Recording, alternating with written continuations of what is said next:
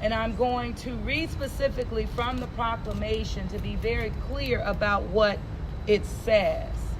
And it's whereas residents of and visitors to Orleans Parish should take personal responsibility to prevent the further spread of COVID-19, including but not limited to avoiding gatherings and practicing social distancing. Whereas all businesses, colleges, and universities should scale down operations to prevent the further spread of COVID-19. All public and private gatherings shall be canceled or prohibited in non-emergency situations where possible. In limited circumstances, personal gatherings should be limited to the number of persons in a reasonable household size.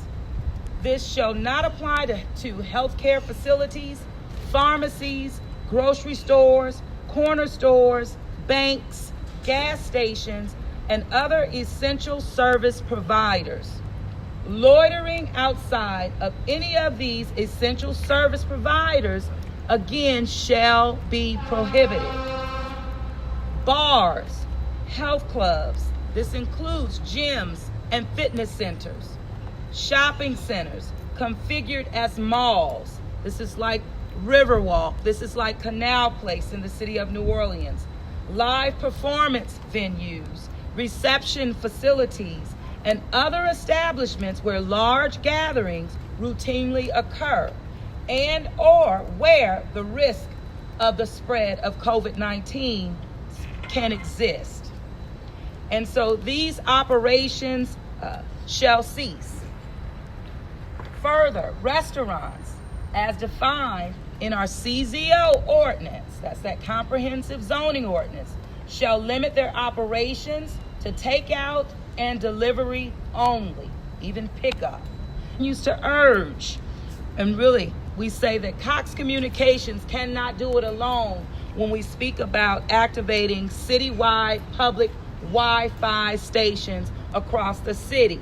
So we're really asking for all of our providers to double down and to do what it takes to turn on public Wi-Fi and remove your data limits so that our people can have the access needed for many different reasons, just to stay in the communication, as well as our students who are on distant learning curriculums.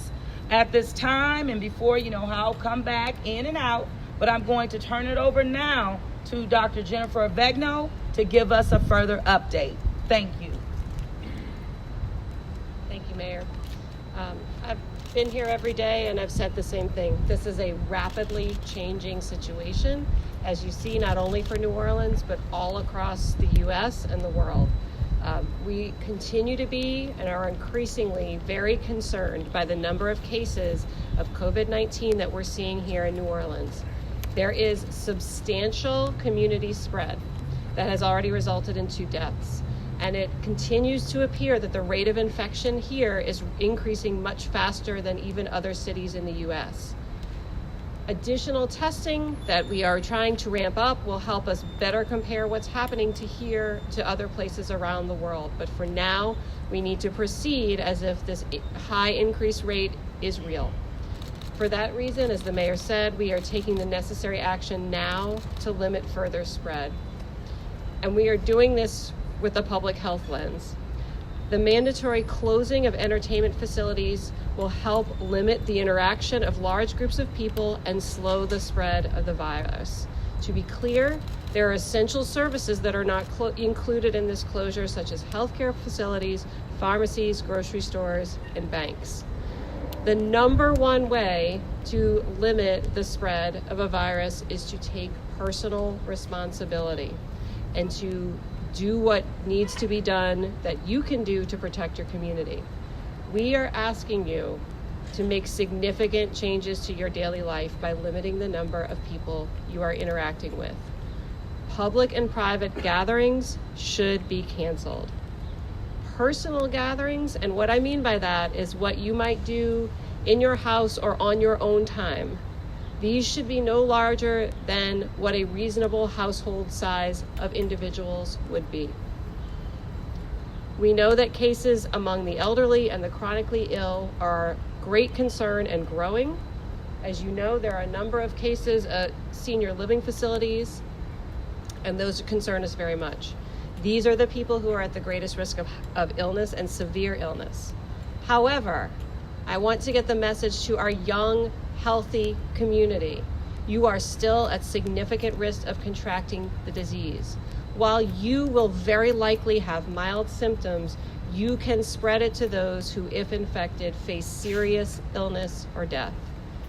I continue to stress how important it is what we are telling you here.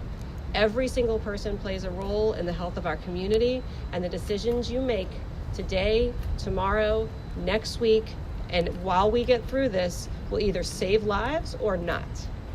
Please continue to practice social distancing by avoiding close contact with others. Wash your hands regularly. Stay home if you are sick. If you are elderly or have significant medical conditions, we are asking you to limit the amount of time you spend in a public space. The health department is working continuously with our hospitals and healthcare facilities. Again, what we know around the world is that as the rate of infection increases, healthcare facilities can be overwhelmed very quickly. This is what we are trying to avoid. Our healthcare workers are on the front lines of this.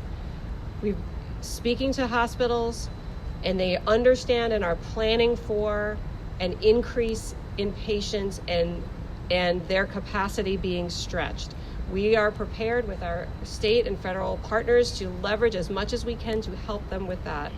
We're building a network of licensed medical and behavioral health volunteers. So if that's you, we might need you in the future. Please sign up at ready.nola.gov to volunteer.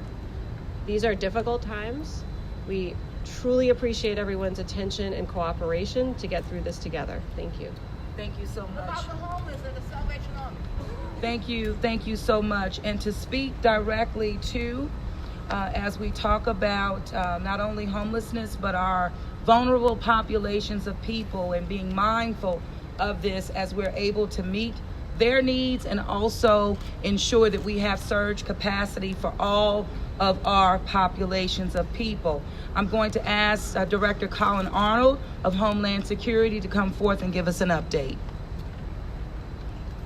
Thank you, Madam Mayor. As the Mayor and Dr. Avegno stated, it's incredibly important that you heed these instructions at this time. These are indeed extreme measures that we need to put in place to protect the health of our community. The New Orleans Police Department, the Louisiana State Police, and all law enforcement in the area will be strictly enforcing these closures.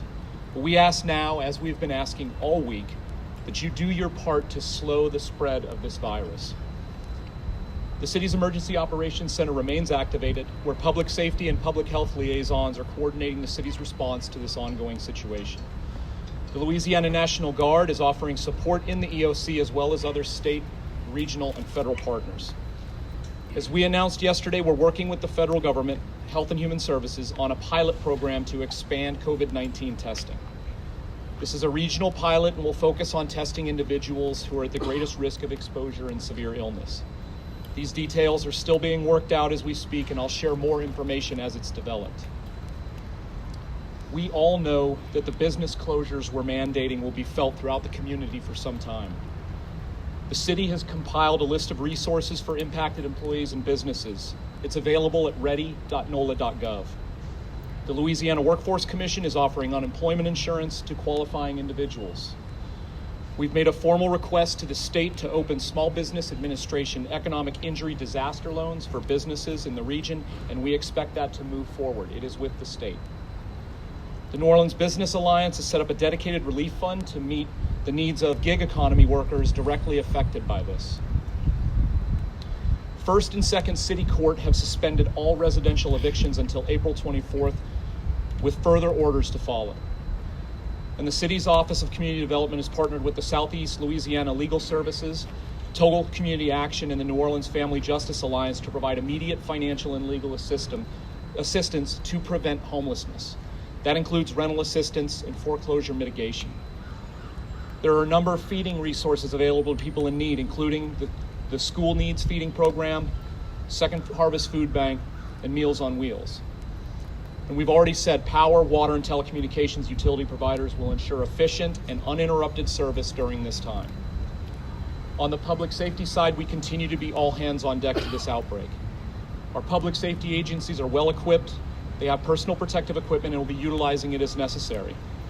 911 call takers are trained to ask specific questions to determine if calls for assistance might be from a COVID-19 patient. It's incredibly important that you're honest and open and thoughtful about your responses to 911 operators. Answer their questions completely. Please do not send first responders into a situation that they do not know what they're getting into. It will also aid in treating you, which is the primary concern. It's also incredibly important that we reserve all emergency services for those who really need them. If you have a fever, cough, or shortness of breath, stay home and call your doctor. Only use 911 in hospitals for life-threatening emergencies. And finally, as I have said over the days, there is a lot of misinformation and rumor that is going on right now. Please pay attention. Information is the most vital way that we will get through this. Make sure you are getting accurate information from reliable sources, including the CDC, the Louisiana Department of Health, and here in New Orleans, the NOLA Ready. You can text COVID NOLA, one word, to 888-777. You can follow us on social media at NOLA Ready, and you can go to ready.nola.gov for updates. Thank you, Mayor. Thank you, Colin.